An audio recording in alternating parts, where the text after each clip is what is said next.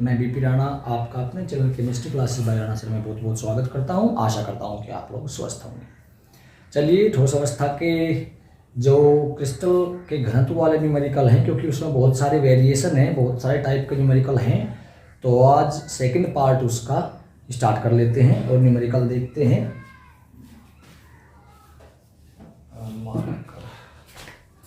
देखिए, न्यूमेरिकल दिया गया है कि क्रोमियम की संरचना अंतः केंद्रित घनीय यानी बीसीसी एक परमाणु होती है। इसकी इकाई सेल की कोर लंबाई 300 पिकोमीटर है। घनत्व की गणना कीजिए। चलिए, पिकोमीटर में दी गई है तो फॉर्मूला 10⁻³ वाला। अब देखते हैं क्या क्या दिया हुआ है। बीसीसी आप जानते हैं, बीसीसी के लिए क्या, बीसीसी के लिए Z बराबर कितना, जी हाँ 2। कोर लंबाई यानी ए दी हुई है कितनी, 300 पिकोमीटर। क्रोमियम का परमाणु भार m बराबर दिया है आपका 52 और एवोगैड्रो संख्या n का मान या Na का मान लिख लेंगे अपने आप 6.022 बस फॉर्मूला अप्लाई कर दीजिएगा 10⁻³ वाला। तो D बराबर Z गुणा m बटे A³ गुणा 10⁻³ और गुणा आपका Na। Z का मान हमें फाइंड करना है, इसमें ध्यान दीजिए, घनत्व की गणना करनी है तो D बराबर Z का मान रखेंगे 2 गुणा परमाणु भार आपका 52 बटे A³ यानी 300 दी हुई है, 300 की क्यूब गुणा 10⁻³ और गुणा Na का मान है आपका 6.022 गुणा 10⁻23। तो घातों को सोल्व कर लेते हैं। 23 घात है, यहाँ 10⁻³ है, माइनस की 7 बच जाएंगी, माइनस के 7 पावर को ऊपर तो उसमें कन्वर्ट हो जाएंगी। इसकी गुणा कर लेते हैं, 52 दूनी 104 और गुणा 10⁻7 बटे 300 को लिख सकते हैं 3 गुणा 10⁻2 यानी 3 थी आपका 9 और 9 थी 27 और 10⁻2 का 10⁻6 ये ऊपर जा करके माइनस की हो जाएंगे और 6.022। चलिए, तो 10⁻1 बचेगी यानी उसको लिख लेंगे 1040 बटे 27 गुणा 6.022। जैसे आप इसको डिवाइड कर लेते हो तो आंसर आ जाएगा, क्योंकि मैं डिवाइड करूंगा तो आपका डाटा और आपका समय खत्म होगा, तो इसलिए कैलकुलेशन को कर लीजिएगा। चलिए, अगला न्यूमेरिकल देखते हैं। तो चलिए, अगला न्यूमेरिकल आपके सामने है। दिया गया है किसी ठोस की एकक कोष्ठिका का मतलब है यूनिट सेल, इकाई सेल में अणुओं की संख्या 4 है। तो सवाल में अणुओं की संख्या दे दी यानी कणों की संख्या दे दी, Z बराबर 4। फिर बता है कि इसकी भुजाओं की लंबाइयां 6.8, 4.4, 7.2 एंगस्ट्रॉम है। चलिए, अणुभार आपका 21.7 यानी m बराबर दे दिया गया 21.7 और Na का मान अपने पास से रख लेंगे कितना, 6.022 गुणा 10⁻23 और पूछा है इसमें घनत्व D। अब ये जो भुजा की लंबाई दी है, देखिए वैसे हम यूनिट सेल को कैसा मानते हैं, क्यूब, घन के आकार का, और घन की भुजाएं होती हैं समान। लेकिन यहाँ पे जो भुजाएं दी गई हैं अलग अलग दी गई हैं, तो इसका मतलब ये है कि ये घनाभ के आकार की है। तो लंबाई, चौड़ाई, ऊंचाई मान लीजिए, कुछ मान लीजिए, चौड़ाई, लंबाई, ऊंचाई कुछ भी मान लीजिए। तो जो आयतन होगा, आयतन से पहले बात कर लूं कि इनको जो सपोज लंबाई है उसकी 6.8 एंगस्ट्रॉम या कह देंगे 6.8 गुणा 10⁻−10 मीटर और या 10⁻−8 सेंटीमीटर। इसी प्रकार चौड़ाई अगर उसकी देखें, चौड़ाई दी गई है 4.4 एंगस्ट्रॉम या कह सकते हैं 4.4 गुणा 10⁻−8 सेंटीमीटर और ऊंचाई दी हुई है आपको 7.2 एंगस्ट्रॉम या सेंटीमीटर में बदल लें तो 7.2 गुणा 10⁻8 सेंटीमीटर। और घनाभ का आयतन कितना होता है आयतन का, मतलब यहाँ यूनिट सेल का आयतन और यूनिट सेल के आयतनों को ऐसे प्रेस करेंगे ए क्यूब से। तो ए क्यूब बराबर लंबाई गुणा चौड़ाई गुणा ऊंचाई। तो 6.8 गुणा 10 की घात -8 गुणा 4.4 गुणा 10 की घात -8 और गुणा 7.2 गुणा 10 की घात -8। तो जब इनकी गुणा कर लेंगे तो ए क्यूब आ जाएगा हमारा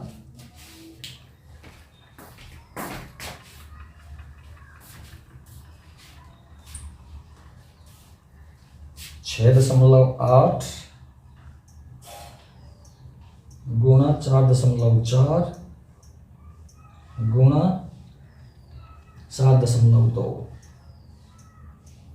215.42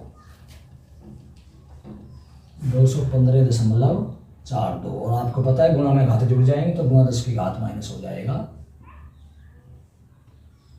24।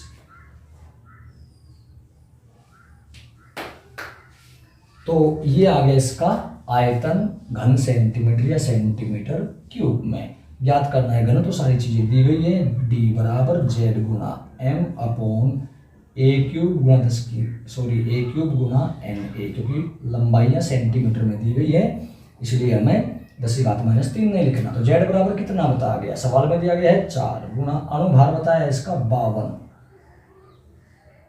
21.7 बटे ए क्यूब का मान 215.42 गुणा 10 की घात -24 और गुणा एन ए का मान 6.022 गुणा 10 की घात 23। तो 10 की घात 23 है, 24 है, तो 10 की घात -1 रह जाएगी, उसको यहाँ पे पॉइंट लगा के कैंसिल कर लेंगे। तो 4 गुणा 21.7 और बटे 21.542 और गुणा 6.022। जब इसको आप कैलकुलेट करेंगे तो ये आपका आंसर आ जाएगा 0.669 ग्राम पर सेंटीमीटर क्यूब। वैसे कैलकुलेशन आप करके देख लीजिएगा, क्योंकि मोबाइल वगैरह से जल्दी में हो सकता है कहीं गड़बड़ हो जाए। तो इस प्रकार ऐसे भी न्यूमेरिकल दिए होते हैं जिनमें भुजा की लंबाइयां अलग अलग दी हुई होती हैं और अलग अलग यूनिट, जैसे एंगस्ट्राम में दी गई है तो सेंटीमीटर में कन्वर्ट कर लेंगे और फिर लंबाई गुणा चौड़ाई गुणा ऊंचाई के हिसाब से यूनिट सेल का आयतन निकाल लेंगे। और चीजें आपको दी गई है, जेड दिया है, एम दिया है, एन ए का मान अपने पास से रखना है। चलिए नेक्स्ट न्यूमेरिकल देख लेते हैं। चलिए तो देखते हैं अगला न्यूमेरिकल। अगला न्यूमेरिकल कुछ अलग टाइप का है। दिया है कॉपर FCC जालक बनाता है जिसके एक किनारे की लंबाई 3.6 गुणा 10 की घात -8 सेंटीमीटर है। सिद्ध कीजिए कि गणना से प्राप्त घनत्व का मान दिए गए मान 8.92 ग्राम पर सेंटीमीटर क्यूब के अनुरूप है। इसमें बच्चे बड़ी गड़बड़ करते हैं। देखिए, हमें घनत्व का मान ये दिया गया और ये कहा गया है कि गणना से प्राप्त जो घनत्व होगा वो इसके अनुरूप यानी इसके समान है या नहीं है। तो देख लेते हैं सॉल्यूशन इसमें। इसकी बात z बराबर FCC के लिए आप जानते हैं z बराबर कितना है आपका 4। भुजा की लंबाई a बराबर दी गई है 3.61 गुणा 10 की घात -8। कॉपर का जो अनुभार लेंगे हम वो 63.5 रखेंगे। Na का जो मान है वो अपने पास से रखेंगे 6.022 × 10⁻23 और यहाँ से हमें घनत्व निकालना है। तो d बराबर z गुणा m बटे a क्यूब गुणा Na। तो मान रखेंगे तो z बराबर 4, अनुभार का मान 63.5 बटे a क्यूब का मान है आपका 3.61 गुणा 10 की घात -8 की क्यूब और गुणा Na का मान रखेंगे 6.022 × 10⁻23। चलिए इसको एक बार कर लेते हैं, थोड़ा सा सोल्व कर लेते हैं। तो 4 × 5 = 20, 4 × 12 = 14, 4 × 6 = 24 और 25 दशमलव यहाँ 254 बटे 3.61 की क्यूब गुणा 10 की घात -8 की क्यूब हो गई 10 की घात -24 गुणा 6.022 गुणा 10 की घात 23। तो ये माइनस की घात 1 रह जाएगी, इसको ऊपर ले जाइएगा या फिर यहाँ पॉइंट लगा दीजिए एज यू विश। तो डी बराबर 254, चलिए ऊपर ले जाते हैं 10 की घात, जो -1 बचेगी ऊपर जाके प्लस की यानी गुणा 10/3.61 की घात 3 और गुणा 6.022। अब करना क्या है, तो घनत्व का जो भी मान आ जाएगा, जो भी आएगा वो लगभग इसके इक्वल होगा। आंसर आप निकाल के देख लेंगे, जो भी मान इसका आ जाएगा वो लगभग 8.9 के समथिंग बैठना चाहिए, और वो मान आपका लगभग 8.9596 या 97 8.97 के तकरीबन आएगा वो ग्राम पर सेंटीमीटर क्यूब। तो अब घनत्व निकलेगा। तो अब हमें क्या लिखना है, अब हमें लिखना है कि हाँ गणना से प्राप्त घनत्व ये प्राप्त हुआ दिए गए घनत्व के अनुरूप है, यही सिद्ध करना था। दिया गया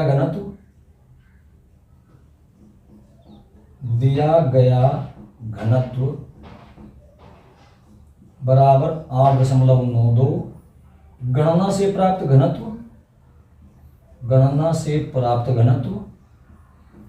8.97, दोनों लगभग बराबर है 8.92 लगभग बराबर है 8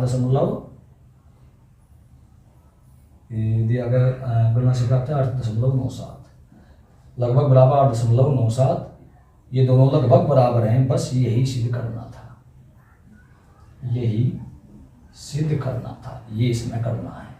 फिर समझ लीजिएगा, कॉपर एफसीसी जालक बनाता है जिसके एक किनारे की लंबाई इतनी है, सिद्ध कीजिए कि गणना से प्राप्त घनत्व का मान इसके समान है। यानी आप सोचेंगे इसमें घनत्व दिया हुआ है, लेकिन घनत्व ये निकाल कर दिखाना है कि जो निकला हुआ घनत्व है सवाल से वो इसके लगभग बराबर है। एफसीसी के लिए Z बराबर 4 होता है, भुजा की लंबाई दी हुई है, कॉपर का अनुपात 63.5 लिख लेंगे, Na का मान ये आ जाएगा। तो जब इन मानों को हम रखेंगे तो लगभग 8.92 के ही लमसम यानी उसकी ही समीप आना चाहिए। कैलकुलेशन आप करके देख लीजिएगा, कैलकुलेशन करने में आपका टाइम वेस्ट हो जाएगा। चलिए अगला न्यूमेरिकल देखते हैं। चलिए तो अगला न्यूमेरिकल आपके सामने है, दिया गया है एक्स किरण विवर्तन से ज्ञात हुआ है कि निकेल क्रिस्टल की आंतरिक संरचना फलक केंद्रित घनीय है। फलक केंद्रित घनीय का मतलब है जी एफसीसी है। इसकी एकक कोष्ठिका की लंबाई 3.52 एंगस्ट्रॉम है, निकेल का परमाणु भार 58.7 और घनत्व है 8.94। इन आंकड़ों से आवागाद्रो संख्या के मान की गणना कीजिए। देखिए कुछ न्यूमेरिकल्स ऐसे होते हैं, आपको कैलकुलेशन की कोई आवश्यकता नहीं होती। ध्यान दीजिए, सवाल में क्या पूछा है, एवोगैद्रो संख्या के मान की गणना कीजिए, और एवोगैद्रो संख्या का मान आपको पता है 6.022 × 10⁻23। तो इसका मतलब आंसर तो यही आना है 6.022 × 10⁻23। बस रख दीजिए अब मान एफसीसी के लिए। Z बराबर 4। चलिए लंबाई एकक कोष्ठिका की A बराबर दे दी 3.52 एंगस्ट्रॉम या सेंटीमीटर में कन्वर्ट कर लेंगे तो 3.52 × 10⁻8 सेंटीमीटर। परमाणु भार M दे दिया गया है 58.7 और घनत्व D का मान दिया हुआ है 8.94 ग्राम पर सेंटीमीटर क्यूब। और फॉर्मूला लगा देंगे, फॉर्मूला लगेगा क्योंकि सेंटीमीटर में कन्वर्ट कर ली तो फॉर्मूला लगेगा A क्यूब वाला, मतलब 10⁻³ वाला नहीं। D बराबर Z गुणा M बटे A क्यूब गुणा NA। फाइंड करना है NA तो लिख देंगे या NA बराबर Z गुणा M बटे A क्यूब गुणा D। मान रख देंगे, Z का मान कितना 4, अणुभार आपका दिया हुआ है 58.7 बटे A का मान दिया है 3.52 गुणा 10⁻⁻8 की क्यूब और D का मान दिया हुआ है आपको कितना 8.94। थोड़ा सा सोल्व कर लो, थोड़ा सा सोल्व आप कर लीजिएगा इसको, कभी डायरेक्ट उत्तर रख देना थोड़ा सोल्व कर लेंगे तो 4 7 28, 2 4 8 32 और 2 34, 3 4 5 20 और 3 23, दशमलव आ गया आपका यहाँ पर 3.52 की क्यूब गुणा 10 की घात माइनस हो जाएगी 24 और गुणा 8.94, तो 234 10 की घात माइनस 24 को पहुँच जाएगी, तो 234.8 गुणा 10 की घात 24 और बटे 3.52 की क्यूब और गुणा 8.94, और अब यहाँ पे आप उत्तर इसका लिख सकते हैं कितना, लगभग वही आएगा 6.022 गुणा 10 की घात 23। एवोगैड्रो का मान पूछा है तो आपका उत्तर लगभग यही आएगा। आप ये लिख करके आएंगे तो आंसर बिल्कुल भी गलत नहीं होगा। चलिए अगला न्यूमेरिकल देख लेते हैं। तो चलिए अगला न्यूमेरिकल आपके सामने है। NaCl फलक केंद्रित घनीय यानी FCC जालक संरचना का क्रिस्टल बनाता है। इसका घनत्व 2.165 ग्राम पर सेंटीमीटर क्यूब है। यदि Na पॉजिटिव व Cl नेगेटिव आयनों के बीच की दूरी 281 पिकोमीटर हो तो एवोगैड्रो संख्या के मान की गणना कीजिए। उत्तर आपको पता है कितना आएगा, 6.022 गुणा 10 की घात 23 लगभग। अब देखते हैं क्या दिया हुआ है FCC के लिए। FCC के लिए Z बराबर कितना होता है आपको पता होगा, कितना होता है जी हाँ, Z बराबर होता है 4। घनत्व D बराबर बता दिया आपको 2.165 ग्राम पर सेंटीमीटर क्यूब, और अंतरायनिक दूरी बताई हुई है कितनी, अंतरायनिक दूरी, अंतरायनिक यानी आयनों के बीच की दूरी कहते हैं जिसको, अंतरायनिक दूरी बताई हुई है आपको 281 पिकोमीटर। एवोगैड्रो संख्या के मान की गणना करनी है, यानी Na आपने फाइंड करना है। अणु भार अपने पास से रख लेंगे सोडियम का, कितना होता है 23। चलिए तो इसमें भुजा की लंबाई क्या है, देखिए ध्यान रखें, भुजा की लंबाई A बराबर होती है 2 गुना अंतरायनिक दूरी। आपको पता होगा इसके बारे में, अंतरायनिक दूरी पता ना हो तो ध्यान रखिएगा। तो 2 गुणा अंतरायनिक दूरी है 281 है ना, 281, तो 2 एकम 2 8 16, 2 दूनी 4 500 पिकोमीटर। जब पिकोमीटर में दी गई है तो फॉर्मूला 10 की घात माइनस 30 वाला लगेगा, और फॉर्मूला आप लगा दीजिए। तो D बराबर Z गुणा M बटे A क्यूब गुणा 10 की घात माइनस 30 गुणा Na। Na फाइंड करना है, इसको यहाँ ले जाइए, D को यहाँ ले जाइए, या फिर कह देंगे कि Na बराबर Z गुणा M बटे A क्यूब गुणा 10 की घात माइनस 30 और गुणा D। मान रख दीजिए और उत्तर लिख दीजिए, बिल्कुल कोई दिक्कत नहीं है। Z का मान 4 है, अणुभार आपने 23 लिया है। सॉरी मैं सोडियम सोच गया था बेटा, सोडियम क्लोराइड का अणुभार 58.5 लेंगे, अणुभार 58.5 सोडियम क्लोराइड है ना, मैं केवल सोडियम का सोच गया था, सॉरी माफी चाहूँगा इसके लिए। तो 58.5 A क्यूब, A आपको दी हुई है 562 पिकोमीटर यानी इसका क्यूब गुणा 10 की घात माइनस 30, और घनत्व का मान कितना दिया है 2.165। थोड़ा सोल्व करके 4 20 में गुणा करके घातों को ऊपर ले जाइए, तो ये हो जाएगा 4 पंजे 20, 4 8 32 और 2 34, 3 4 पंजे 20 और 3 23, दशमलव यहाँ आ गया, गुणा 10 की घात ऊपर जाके 30 हो जाएगी बटे 562 क्यूब गुणा 2.165। जब आप इनको कैलकुलेट करोगे तो आंसर आ जाएगा 6.022 या 09 के 8-9 करीब आएगा वैसे इसका। लेकिन अगर आप उस आंसर को भी रख देंगे केवल 6.022 गुणा 10 की घात 23 तो आपका उत्तर गलत नहीं माना जाएगा। चलिए अगला सवाल ले लेते हैं।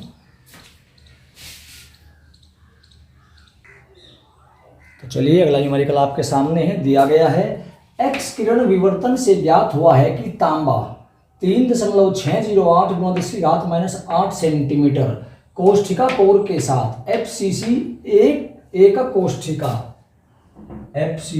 एकक कोष्ठिका के रूप में क्रिस्टलीकृत होता है। एक दूसरे प्रयोग में तांबे का घनत्व 8.92 ग्राम पर सेंटीमीटर क्यूब ज्ञात किया गया, तांबे के परमाणु द्रव्यमान की गणना कीजिए। देखिए ये भी सवाल ऐसा ही है, आंसर आपको इसका पहले पता होना चाहिए क्योंकि कॉपर का परमाणु भार कितना होता है 63.5, तो आंसर तो इतना ही आएगा। लेकिन आप थोड़ा सा ध्यान रखा करें कि जैसे मान लिया 63.5 है तो उसके थोड़ा सा आगे पीछे कर लिया करते हैं, जैसे 63.2, 63.3, 63.1, इस प्रकार आप आंसर कर लेते हैं। तो आंसर 63.5 यानी 63.5 के लगभग आएगा। अब देख लेते हैं, सॉल्यूशन करें तो FCC के लिए आप जानते हैं Z बराबर कणों की संख्या कितनी होती है जी, Z बराबर 4। चलिए इतनी सेंटीमीटर कोष्ठिका कोर यानी कोर लंबाई दे दिया आपको ये, यानी कि A बराबर दे दिया 3.608 गुणा 10⁻⁸ सेंटीमीटर। सेंटीमीटर है तो फॉर्मूला ये वाला अप्लाई होगा। चलिए दूसरे प्रयोग में तांबे का घनत्व बताया गया है 8.92 ग्राम पर सेंटीमीटर क्यूब। अवैगाद्रो संख्या का मान अपने पास से रख लेंगे 6.022 × 10⁻23 और ज्ञात क्या करना है, परमाणु की द्रव्यमान यानी m हमें फाइंड करना है। फॉर्मूला लगाइए, उत्तर लिख दीजिए, बस कुछ नहीं करना। तो D बराबर Z गुणा m अपॉन a³ गुणा NA। तो m इक्वल्स टू m, इसको ले जाइए, Z नीचे आ जाएगा, D गुणा a³ गुणा NA अपॉन Z। ये आपका जब चला गया, Z नीचे आ गया, मान रख दीजिएगा। D का मान कितना दिया हुआ है 8.92, a³ का मान कितना दिया गया है आपको 3.608 गुणा 10⁻⁸ की क्यूब गुणा NA का मान दिया है आपको, ये देख लो मैं कि बोर्ड दिख रहा है क्या पूरा, थोड़ा सा ऐसे करना पड़ेगा।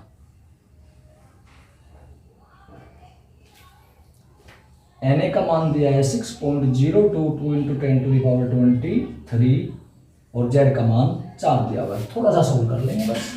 कैसे, 8.92 गुणा 3.608 की क्यूब 10⁻⁸ की क्यूब हो जाएगी 10⁻24 गुणा 6.022 गुणा 10⁻23 बटे 4। इसको डिवाइड कर दो, 4 दूनी 8, 4 दूनी 8, 4 3 12, -24 और प्लस की 23, 10⁻⁻1 रह जाएगी। 10⁻⁻1 का मतलब इसमें गुणा करेंगे पॉइंट यहाँ आ जाएगा, यानी हम कह सकते हैं 2.23 गुणा 0.6022 दशमलव, देखिए 10⁻23 है, माइनस की 24 है, 10⁻⁻1 रहेगी तो पॉइंट यहाँ आ जाएगा। तो घातें खत्म हुई, अब रहेगा 3.608 की क्यूब। जैसे आप इसको सोल्व करेंगे तो आंसर आ जाएगा 63.5 या 63.1 समथिंग आ जाएगा ग्राम पर सेंटीमीटर क्यूब। सोल्व करना नहीं है आपको भी, मैं बता रहा हूँ आपको ध्यान है कि कॉपर का परमाणु भार 63.5 होता है। जब आंसर निकालेंगे तो 63.5 ना निकाल कर थोड़ा सा कम ज़्यादा 63.2 लिख दीजिए, तब भी कोई दिक्कत नहीं है। 3 लिख देंगे तब भी कोई दिक्कत नहीं है, ठीक है जी। 63.5 मत लिखिएगा। चलिए अगला न्यूमेरिकल देख लेते हैं। चलिए अगला और लास्ट टाइप का न्यूमेरिकल देख लेते हैं। किसी तत्व की इकाई सेल यानी कोष्ठिका यूनिट सेल का परमाणु द्रव्यमान 108 है, घनत्व 10.5 ग्राम पर सेंटीमीटर क्यूब है और कोर लंबाई 409 पिकोमीटर है। क्रिस्टल जालक की संरचना ज्ञात कीजिए। 409 पिकोमीटर है, पिकोमीटर में है तो फॉर्मूला ये अप्लाई होगा। अब बात कर लेते हैं इस सवाल का उत्तर हमें मिल जाएगा क्या? जी हाँ, इस सवाल का उत्तर भी अगर आप थोड़ा सा ध्यान देंगे तो मिलेगा आपको। क्यों? 108 परमाणु भार किसका होता है? चांदी का। और चांदी किस तरह क्रिस्टल बनाती है? FCC के, ठीक है। और FCC के लिए घटक कणों की संख्या होती है 4।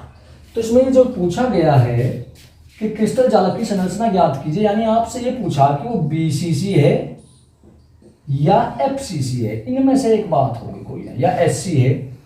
तो BCC का हमें कैसे पता चलेगा? अगर घटक कणों की संख्या 2 आए, FCC का अगर घटक कणों की संख्या 4 आए।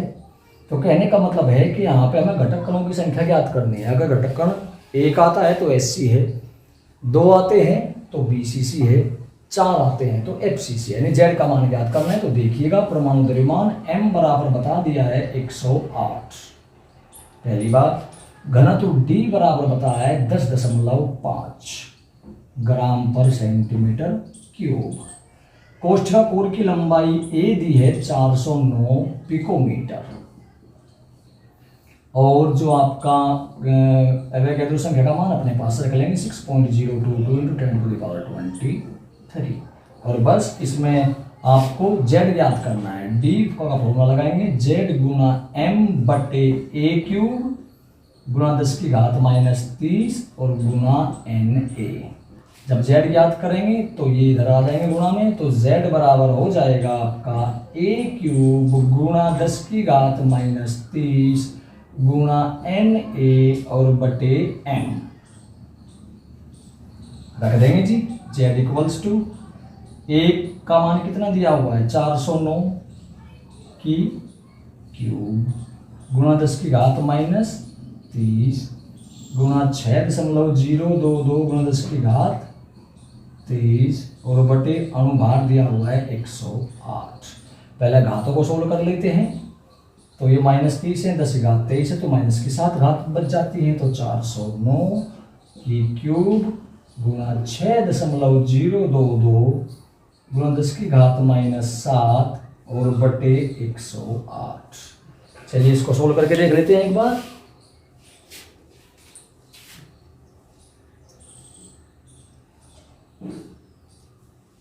चार 409 की क्यूब गुणा 6.022 डिवाइडेड 108, तो ये आंसर आएगा आपका जी 3814933 गुणा 10⁻7। 3 एक सेकंड देख लेते हैं एक बार। 3 3 6 7 3, तो जब पॉइंट हटते हुए घात हटाएंगे तो 1 2 3 4 5 6 7, कहीं थोड़ी मिस्टेक है भैया। 3 8 1 4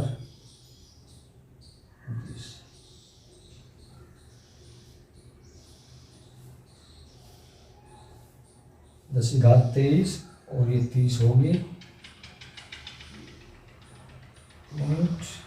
1 2 3 4 5 6 7, एक घात की गड़बड़ है, माफी चाहूँगा। ये जो हमारा जब Z निकालेंगे तो D लिखना हम भूल गए थे, सॉरी।